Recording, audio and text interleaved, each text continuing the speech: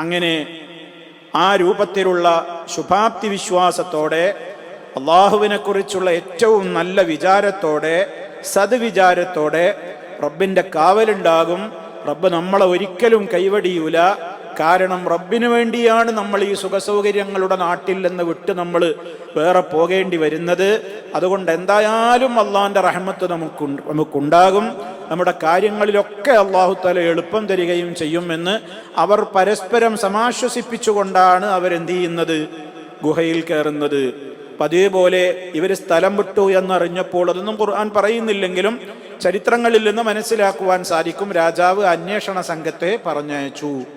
ഇവർ പുറത്തു പോയി എന്നറിഞ്ഞപ്പോൾ, പക്ഷേ അള്ളാഹു ഇവരുടെ വിവരം രാജാവിൻ്റെ അന്വേഷകന്മാരിൽ നിന്ന് അത് ഒളിപ്പിച്ചു വെച്ചു. ഇവർക്ക് മനസ്സിലാക്കാൻ പറ്റിയില്ല, ഇവർക്ക് കണ്ടെത്താൻ പറ്റിയില്ല, അവർക്ക് ആളുകളെ കണ്ടെത്താൻ പറ്റിയില്ല. അതുകൊണ്ട് അള്ളാഹുവിൻ്റെ റഹ്മത്താണ് അവർക്ക് കിട്ടുന്നത്. റബ്ബിൻ്റെ റഹ്മത്താണ് അവരുടെ കാര്യം ആളുകൾ അറിയാതെ മറച്ചു വെക്കുക എന്നുള്ളത്. അങ്ങനെ റബ്ബിൻ്റെ റഹ്മത്ത് അവർക്ക് കിട്ടി. അവർ ഗുഹയിൽ കയറി. അവരെ കാണാൻ ശത്രുക്കൾക്ക് സാധിച്ചില്ല.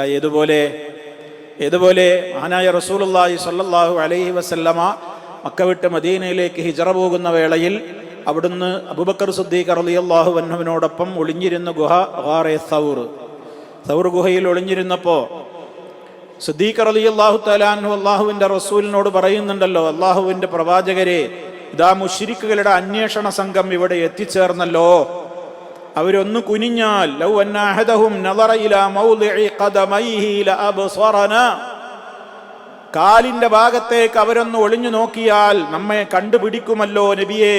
ഇതാ അവർ വന്നു നിൽക്കുന്നത് കണ്ടില്ലേ എന്ന് അടക്കം പറയുകയാണ് സിദ്ദീഖ് റളിയല്ലാഹു അൻഹു. കാരണം മുശ്രിക്കുകളുടെ നേതാക്കന്മാര് പറഞ്ഞയച്ച അന്വേഷണ സംഘം ഗാറ് സൗറിന്റെ മുകളിലും എത്തിയിട്ടുണ്ട്. കാരണം അരിച്ചു പെറുക്കുകയാണ് നാട്ടിലുള്ള ഗുഹകളൊക്കെ. അറബികളെ സംബന്ധിച്ചിടത്തോളം അവർക്ക് ഒരു നാട്ടിലുള്ള ഗുഹകളും എല്ലാ സ്ഥലങ്ങളും അവർക്ക് പരിചയമുണ്ടാവും. അതുകൊണ്ട് തന്നെ ഗാറ് സൗർ അവർ വിട്ടിട്ടില്ല. അവർ പോയി അന്വേഷിച്ചു. അവിടെ അതിൻ്റെ മുമ്പിൽ എത്തി. 4 ഭാഗം നോക്കുക എന്നല്ലാതെ ഒന്ന് കുനിഞ്ഞ ഗുഹയുടെ അകത്തേക്ക് നോക്കാൻ അവർക്ക് തോന്നിയില്ല, അവർക്കതിന് മനസ്സ് വന്നില്ല. ആ സമയത്ത് അബൂബക്കർ റളിയല്ലാഹു അൻഹു സങ്കടം നബി തങ്ങളുടെ മുമ്പിൽ പറഞ്ഞപ്പോൾ അള്ളാഹിന്റെ റസൂല് പറഞ്ഞതാണ്, യാ അബൂബക്കർ മാ ളന്നുക ബിസ്നൈനി അല്ലാഹു സാലിസുഹുമാ. അബൂബക്കറെ, 2 ആളെ കുറിച്ച് നിന്റെ വിചാരം എന്താ? നമ്മൾ 2 ആൾ ഒറ്റക്കാന്നാ വിചാരിച്ചത്? അല്ലാഹു സാലിസുഹുമാ, 3-മനായിട്ട് അള്ളണ്ട് നമുക്ക്. എന്തിനാ ബേജാറാകുന്നത്? അതാണ് വിശുദ്ധ ഖുർആൻ പറഞ്ഞത്, ഇല്ലാ തൻസുറൂഹു ഫഖദ് നസറഹുല്ലാഹ് إذا أخرجه الذين كفروا ثاني اثنين إذ هما في الغار إذ يقول لصاحبه لا تحزن إن الله معنا فأنزل الله سكينته على رسوله. എന്നിങ്ങനെ സൂറത്തു തൗബയിലെ 40-ാമത്തെ ആയത്തിൽ അള്ളാഹു ആ ഗുഹയിൽ അവർക്ക് കാവൽ ഏർപ്പെടുത്തിയതിനെ സംബന്ധിച്ച് വിശദമായി പറയുന്നുണ്ട്. സൂറത്തു തൗബയിൽ എത്രാമത്തെ ആയത്ത്? 40-ാമത്തെ ആയത്തിൽ. നോട്ട് ചെയ്തോളൂ. അപ്പൊ ഇങ്ങനെ ഒരു സംഭവം അന്ന് നബി സല്ലല്ലാഹു അലൈഹി വസല്ലമിനെ സംബന്ധിച്ച് വിശുദ്ധ ഖുർആൻ പിൽക്കാലത്തുണ്ടായ ആ കാര്യം നമുക്ക് അള്ളാഹു പറഞ്ഞു തരുന്നുണ്ട്. സമാനമായ കാര്യം ഇവിടെ ഈ ഗുഹാവാസികൾ ഗുഹയിൽ എത്തിപ്പെട്ടപ്പോൾ അവരുടെ രാജാവും അന്വേഷണ സംഘത്തെ പറഞ്ഞയച്ചെങ്കിലും അവരുടെ കാര്യങ്ങൾ അള്ളാഹു അവർക്ക് തെരച്ചിൽ സംഘം എത്തിപ്പെട്ടെങ്കിലും അത് കാണാനോ മനസ്സിലാക്കാനോ ഒന്നും സാധ്യമാകാതെ റബ്ബിൻ്റെ ഒരു പ്രത്യേകമായ പ്രൊട്ടക്ഷനും കാവലും ഈ ആളുകൾക്കും ലഭ്യമായി. ഇതിൽ നിന്ന് നമ്മൾ മനസ്സിലാക്കേണ്ടുന്ന ഒരു കാര്യം എന്താണ്? അള്ളാഹുവിന് വേണ്ടി നമ്മൾ ഒരു കാര്യം ഒഴിവാക്കിയാൽ അതിനേക്കാൾ ഖൈറായ ഒന്ന് റബ്ബ് നമുക്ക് പകരം തരും. മൻ തറക ശൈഅൻ ലില്ലാഹ്, ആരെങ്കിലും അള്ളാഹുവിൻ്റെ പൊരുത്തം ഉദ്ദേശിച്ചുകൊണ്ട് ഒരു കാര്യത്തെ ഒഴിവാക്കിയാൽ, എനിക്ക് ആവശ്യമുള്ള കാര്യം തന്നെയാണ്, എനിക്കത് അത്യാവശ്യമാണ്, എനിക്കത് വേണം, പക്ഷേ അള്ളാഹ്ക്ക് വേണ്ടി ഞാനത് ഒഴിവാക്കിയേ പറ്റൂ. അങ്ങനെ എൻ്റെ റബ്ബിനെ മാത്രം ഉദ്ദേശിച്ചിട്ട് ഇഖ്ലാസോടുകൂടി എനിക്ക് വേണ്ട ഒരു കാര്യം തന്നെ ഞാൻ എൻ്റെ റബ്ബിന് വേണ്ടി അങ്ങോട്ട് മാറ്റിവെച്ചാൽ അവ്വലല്ലാഹു ലഹു ഖൈറൻ, അവൻ അതിനേക്കാൾ മുന്തിയത് അള്ളാഹു പകരം എന്തിയും ഖൈറായിട്ട് കൊടുക്കും എന്നാണ്. അപ്പോൾ ഈ ചെറുപ്പക്കാര് അവരുടേതായ എല്ലാ സുഖ സൗകര്യങ്ങളും എല്ലാ കാര്യങ്ങളും അവർ മാറ്റിവെച്ചു പോയെങ്കിലും അവരെ സംബന്ധിച്ചിടത്തോളം അള്ളാഹു സുബ്ഹാനഹു വ തആല അവർക്ക് പ്രത്യേകമായ സഹായം, അവൻ്റെ പ്രത്യേകമായ കാരുണ്യം അവർക്ക് ലഭിക്കുകയുണ്ടായി. ഇതേപോലെ തന്നെ മഹാനായ ഇബ്രാഹിം നബി അലൈഹിസ്സലാമിൻ്റെ ചരിത്രത്തിലും സൂറത്ത് മറിയമിലെ 48, 49, 50 ആയത്തുകളിൽ അള്ളാഹു തആല പറയുന്നുണ്ട്, ഇബ്രാഹിം നബി അലൈഹി സ്വലാത്തു വസ്സലാമിൻ്റെ നാട് ശിർക്കിൻ്റെ നാടായിരുന്നു. സൂര്യ ചന്ദ്ര നക്ഷത്രാദികളെ പൂജിക്കുന്ന ആരാധിക്കുന്ന ആളുകളായിരുന്നു. അതേപോലെ തന്നെ അങ്ങനെയുള്ള ഒരു നമ്രൂദ് രാജാവുമായിരുന്നല്ലോ അന്ന് ഇറാഖിൻ്റെ പ്രദേശങ്ങളിൽ ഉണ്ടായിരുന്നത്. അവർക്കിടയിൽ നിന്നാണ് മഹാനായ പ്രവാചകൻ ആ ശിർക്കിനെതിരെ കാര്യങ്ങൾ മനസ്സിലാക്കിയിട്ട് ആ നാട്ടുകാരെ വിട്ട് പോകേണ്ടി വരികയാണ്. അവിടെ അദ്ദേഹം പറയുന്നുണ്ട്, അദ്ദേഹം ആത്മഗതം ചെയ്യുന്നുണ്ട്, പറയുന്നുണ്ട്, വഅഅ്തസിലുക്കും വമാ തദ്ഊന മിൻ ദൂനില്ലാഹ് വഅദ്ഉ റബ്ബി അസാ അല്ലാ അകൂന ബിദുആഇ റബ്ബി ശഖിയ്യാ. ഞാനിതാ നിങ്ങളെ വിട്ടു പോവുകയാണ്. ഇബ്രാഹിം നബി അലൈഹിസ്സലാം നാട് വിട്ടു പോവുകയാണല്ലോ. വഅഅ്തസിലുക്കും, ഞാൻ നിങ്ങളിൽ നിന്ന് മാറിയിട്ട് പോവുകയാണ്. വമാ തദ്ഊന മിൻ ദൂനില്ലാഹ്, അല്ലാഹുവിന് പുറമേ നിങ്ങൾ ആരോടൊക്കെ വിളിച്ചു പ്രാർത്ഥിക്കുന്നുണ്ടോ അതിൽ നിന്നൊക്കെ ഞാൻ ഒഴിവാണ്.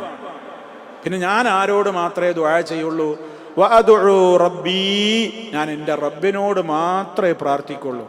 അസാ അല്ലാ അകൂന ബിദുആഇ റബ്ബി ശഖിയ്യാ, എൻ്റെ റബ്ബിനോട് ഞാൻ ചോദിച്ചാൽ ആ ചോദ്യം അവൻ തട്ടിക്കളയും എന്നൊരു ചിന്ത പോലും എനിക്കില്ല. അതുകൊണ്ട് എൻ്റെ റബ്ബിനോട് ചെയ്യുന്ന ദുആ ഒരിക്കലും വെറുതെയാവുമെന്ന് എനിക്ക് തോന്നൂല.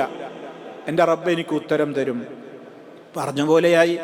ഫലമ്മഅ്തസലഹും വമാ യഅ്ബുദൂന മിൻ ദൂനില്ലാഹ്, സൂറത്ത് മറിയം എന്നാ ഞാൻ പറയുന്നത്. ഫലമ്മഅ്തസലഹും, അങ്ങനെ ഇബ്രാഹിം അലൈഹിസ്സലാം ആ നാട്ടുകാരിൽ നിന്ന് ഒഴിവായി. വമാ യഅ്ബുദൂന മിൻ ദൂനില്ലാഹി, അല്ലാഹുവിന് പുറമേ അവർ ആരാധിച്ചിരുന്ന ആരാധ്യ വസ്തുക്കളെയും അദ്ദേഹം വിട്ടുപോയപ്പോ, റബ്ബിന് വേണ്ടി നമ്മൾ ഒരു കാര്യം ഒഴിവാക്കിയാൽ റബ്ബ് നമുക്ക് നിഅമത്ത് തരും എന്നാണ് പറയുന്നത്. ഇബ്രാഹിം നബി അൽ കഹ്ഫുകാർക്ക് നിഅമത്ത് കിട്ടി, നബി സല്ലല്ലാഹു അലൈഹി വസല്ലമന് നിഅമത്ത് കിട്ടി. ഇബ്രാഹിം നബി അലൈഹി ഇസ്ലാമിന്റെ കാര്യം പറയണ്, അള്ളാഹ്ക്ക് വേണ്ടിയിട്ട് ഈ നാട്ടുകാരെയും അവർ പൂജിക്കുന്ന ശിർക്കൻ വസ്തുക്കളെയൊക്കെ ഒഴിവാക്കിയപ്പോൾ എന്താ റബ്ബ് കൊടുത്തത്?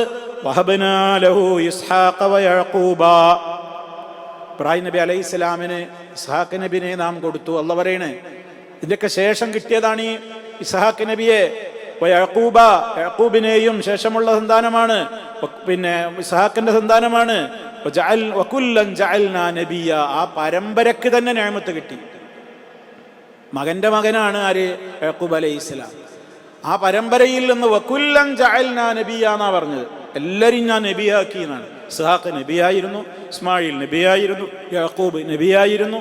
അങ്ങനെ നബിമാരുടെ പരമ്പര തന്നെ ഉണ്ടായി, തീർന്നില്ല. വവഹബ്നാ ലഹും മിർ റഹ്മത്തിനാ, അവർക്ക് നാം നൽകുകയും ചെയ്തു, മിർ റഹ്മത്തിനാ, നമ്മുടെ റഹ്മത്തിൽ നിന്ന്. വജഅൽനാ ലഹും ലിസാന സിദ്ഖിൻ അലിയാ, പിൽക്കാലത്ത് ഈ മഹാന്മാരെയൊക്കെ ആളുകൾ സത്യസന്ധമായി ഓർക്കുന്ന വിധത്തിൽ അവരെക്കുറിച്ചൊക്കെ നല്ലത് പറയുന്ന ഒരു നാവ് ജനങ്ങൾക്കുണ്ടായി എന്ന് പറയാൻ കാരണം, പൂർവീകരായ ആളുകൾക്കൊക്കെ വലിയ പ്രശസ്തിയും അള്ളാഹുവിൻ്റെ അടുക്കൽ ഉന്നതമായ നിലവാരത്തിലൊക്കെ അവർ എത്തിയത് എന്തുകൊണ്ടാന്നാ ഇപ്പൊ പറഞ്ഞത്. അതാ നമ്മുടെ വിഷയം. ഫലമ്മഅ്തസലഹും വമാ യഅ്ബുദൂന മിൻ ദൂനില്ലാഹ്, ശിർക്കന്മാരെയും അവർ പൂജിക്കുന്ന വസ്തുക്കളെയും വിട്ട് ഒഴിവാക്കിയാണ് പോയി, അള്ളാഹ്ക്ക് വേണ്ടിയാണ് മാറിപ്പോയി. അതിൽ നമ്മൾ മനസ്സിലാക്കിയിരിക്കേണ്ട പാഠം, തിന്മയുടേതായ കേന്ദ്രങ്ങളിൽ നിന്ന് പോകേണ്ട ഒരു സാഹചര്യം വരികയാണെങ്കിൽ പോകണം. അതേവസരത്തിൽ തിന്മയുടേതായ സാഹചര്യങ്ങളിൽ നിന്നുകൊണ്ട് നന്നാക്കാൻ പറ്റുമോ എന്നാ അവിടെ നിൽക്കണം എന്നാണ്. അവിടെ നിൽക്കണം. ഒരു സ്ഥലത്ത് മോശപ്പെട്ട ആളുകളാണ്, മോശപ്പെട്ട ജനങ്ങളാണ്, ഞാൻ ഇവിടുന്ന് വേഗമാണ് തടിയെടുക്കുക എന്നല്ല ചിന്തിക്കേണ്ടത്. ഇവിടെ നിന്നുകൊണ്ട് ഇവരെ എങ്ങനെ നന്നാക്കാൻ പറ്റുമോ അങ്ങനെ നന്നാക്കാനാണ് മാക്സിമം ശ്രമിക്കേണ്ടത്. നബി സല്ലല്ലാഹു അലൈഹി വസല്ലം മക്കയിൽ ചെയ്തത് അങ്ങനെയാണ്, ഇബ്രാഹിം നബി അലൈഹി സ്വലാം ചെയ്തത് അങ്ങനെയാണ്, ഒക്കെ ചെയ്തു. ഒരു നിവൃത്തിയില്ലാതെ വന്ന് നാട്ടുകാർ പുറത്താക്കി പോകേണ്ടി വന്ന അവസരത്തിൽ മാത്രമാണ് നബിമാരൊക്കെ അവരുടെ നാട് വിട്ട് പോകേണ്ടി വന്നത്. അതല്ലാതെ ഒരടിയിൽ നിന്ന ഒരു സുഖമല്ല, ഞാൻ പോവുകയാണെന്ന് പറഞ്ഞ് വേഗമാണ് തടിയെടുത്തതല്ല. അപ്പൊ നമ്മളും മനസ്സിലാക്കുക, നമ്മുടെയൊക്കെ നാടുകളിൽ അള്ളാഹുവിൻ്റെ ദീനിൻ്റെ മാർഗത്തിലേക്കുള്ള ക്ഷണം നിർവഹിക്കാൻ നമ്മൾ സന്നദ്ധരാണെങ്കിൽ മാറ്റങ്ങൾക്ക് ഒരുപാട് സാധ്യതകൾ ഏറെയാണ്. അതേ അവസരത്തിൽ ജനങ്ങളോട് ഞാൻ ഒന്നും പറഞ്ഞിട്ട് കാര്യമില്ല, എനിക്കതിനാവില്ല, ഞാൻ ഇവിടുന്ന് നല്ലൊരു സുഖമുള്ളൊരു സ്ഥലത്തേക്കാണ് മാറുക എന്ന് വിചാരിക്കുന്നതിനേക്കാൾ ഏറ്റവും ഉത്തമം എന്താണ്? അവിടെ നിന്നുകൊണ്ട് അവരെ നന്നാക്കാൻ എന്തെങ്കിലും ആകുമോ എന്നുള്ളതാണ്. അതാണ് ജനങ്ങളോട് കൂടിക്കലർന്ന് ജനങ്ങൾക്കിടയിൽ ജനങ്ങളുടെ പ്രയാസങ്ങൾ ഏറ്റുവാങ്ങിക്കൊണ്ട് അവരിൽ ജീവിക്കുന്നവനാണ് അവരിൽ നിന്ന് മാറി ഒറ്റപ്പെട്ട് ജീവിക്കുന്നവനേക്കാൾ ഉത്തമൻ എന്ന് നബി സല്ലല്ലാഹു അലൈഹി വസല്ലമ പറയാൻ കാരണം. അപ്പം ഇതൊക്കെ നമ്മൾ ഈ സംഭവങ്ങളോട് ചേർത്ത് മനസ്സിലാക്കണം. ഈ ചെറുപ്പക്കാര് അവര് പറഞ്ഞു നോക്കിയിട്ടുണ്ട്, പക്ഷെ നിന്നാ കൊല്ലും, നിന്നാലവരെ കൊല്ലും, രാജാവ് കൊന്നുകളയും. കാരണം എന്താണ്? ഒന്നുകിൽ എറിഞ്ഞു കൊല്ലും, അല്ലെങ്കിൽ എറിഞ്ഞു ഓടിക്കും, അത് ഉറപ്പാണ്. കാരണം അതാണ് ആ രാജാവിന്റെ സ്ഥിതിന്ന്. അത് നമ്മൾ പറയല്ലാതെ എങ്ങനെ നമുക്ക് മനസ്സിലാവേണ്ടത്? ഈ ഗുഹാവാസികൾ ഇനി പിന്നീട് പറയുന്നുണ്ട്, ഭക്ഷണം വാങ്ങാൻ വേണ്ടിയിട്ട് ആള് ഉണർന്നതിന്റെ ശേഷം പോകുമ്പോൾ അവർ പറയുന്നുണ്ട്, വളരെ ശ്രദ്ധിച്ചു പോണേ, കാരണം നമ്മളെ പിടുത്തം കിട്ടിയാൽ എറിജുമൂക്കും, എറിഞ്ഞു കൊല്ലും അവര്, അല്ലെങ്കിൽ നിർബന്ധിച്ചവരുടെ മതത്തിലേക്ക് അവർ നമ്മളെ കൂട്ടും. രണ്ടിനും നമുക്ക് പറ്റൂല്ലോ. അപ്പോൾ അതുകൊണ്ടൊക്കെയാണ് അവർ നാട് വിട്ടത്. ഒരു പ്രദേശത്ത് നമ്മുടെ നാട്ടിൽ നിന്നുകൊണ്ട് നമുക്ക് നല്ലത് എന്തെങ്കിലും ചെയ്യാൻ പറ്റും, എന്നാൽ മാക്സിമം അതിന് ശ്രമിക്കണം. അല്ലാതെ നമ്മളവിടുന്ന് വേറെ വീട് വിറ്റ് വേറെ പോവല്ല. പറ്റുന്നിടത്തോളമൊക്കെ ശ്രമിക്കണം. പറ്റൂലേ, അവിടെ അതിന് സ്വാതന്ത്ര്യമില്ലേ, ഒരു നിവൃത്തിയില്ലെങ്കിൽ മാത്രമേ അങ്ങനെ പോകാൻ ചിന്തിക്കേണ്ടതുള്ളൂ. അങ്ങനെ ചിന്തിക്കാതെ ജനങ്ങൾക്ക് ഒപ്പിച്ചുകൊണ്ട് നിന്നുകൊടുത്ത് ഒരാൾ മരിച്ചുപോയ അയാൾ കുറ്റക്കാരനും ആവും. അയാൾ അവിടെ നിൽക്കുകയും ചെയ്തു, ഒരു കാര്യവും ചെയ്തതുമില്ല, പേടിത്തൊണ്ടനായിട്ട് അയാൾ അങ്ങനെ ജീവിച്ചു. അവർക്കൊക്കെ വേണ്ടി അഡ്ജസ്റ്റ്മെന്റ് ചെയ്ത് ദീനിനെയൊക്കെ കൈവടിയുകയും ചെയ്താൽ മരണം നന്നാവൂല. അത് വിശുദ്ധ ഖുർആൻ പറഞ്ഞിട്ടുണ്ട്. മരണത്തിന്റെ നേരത്ത് ഫകൈഫ ഇദാ തവഫത്തുഹുമുൽ മലായികത്തു, മലക്കുകൾ അവരെ മരിപ്പിക്കുന്ന നേരത്ത് അവര് പറയും, കുന്നാ മുസ്തദ്അഫീന ഫിൽ അർദി, ഞങ്ങൾ ഭൂമിയിൽ ദുർബലരായിരുന്നു, അതുകൊണ്ടാണ് ഞങ്ങൾക്ക് ദീനനുസരിച്ച് ജീവിക്കാൻ പറ്റാഞ്ഞത്, അതുകൊണ്ടാണ് ഞങ്ങൾ തൗഹീദ് കൈയൊടിഞ്ഞത് എന്നൊക്കെ മരിക്കുന്ന നേരത്ത് മലക്കുകളോട് ആവലാതി പറയും മനുഷ്യന്മാര്. അപ്പൊ മലക്കുകൾ അങ്ങനെയായിരുന്നു അല്ലേ, എന്നാ സാരല്ലട്ടോ എന്നല്ല പറയാ. മരണനേരത്ത് മലക്കുകൾ അത്തരം ആളുകളോട് ചോദിക്കുമെന്നാണ്. ഖാലു അലം തകുൻ അർളുല്ലാഹി വാസിഅ ഫതുഹാജിറു ഫീഹാ, അള്ളാന്റെ ഭൂമി വിശാലമായിരുന്നില്ലേ, നിങ്ങൾക്കതിലേക്ക് പലായനം ചെയ്തുകൂടായിരുന്നില്ലേ? ഒരിടത്ത് നിങ്ങൾക്ക് വിശ്വാസ സ്വാതന്ത്ര്യവും ആരാധനാ സ്വാതന്ത്ര്യവും തീർത്തും നിഷേധിക്കപ്പെട്ടുവെങ്കിൽ അത് ഉള്ള സ്ഥലങ്ങൾ വേറെയും ഉണ്ടായിരുന്നില്ലേ ലോകത്ത്, അങ്ങോട്ട് പോകാമായിരുന്നില്ലേ നാട്ടിൽ എന്ന ചോദ്യമുണ്ടാകും മരണനേരത്ത് എന്ന് ഖുർആൻ പറയുന്നുണ്ട്. അതൊക്കെ കൂട്ടി വായിക്കുമ്പോൾ നമുക്ക് മനസ്സിലാകുന്നത്, തീരെ നിവൃത്തിയില്ലെങ്കിലാണ് ഒരു സ്ഥലം വിട്ട് പോകേണ്ടത്.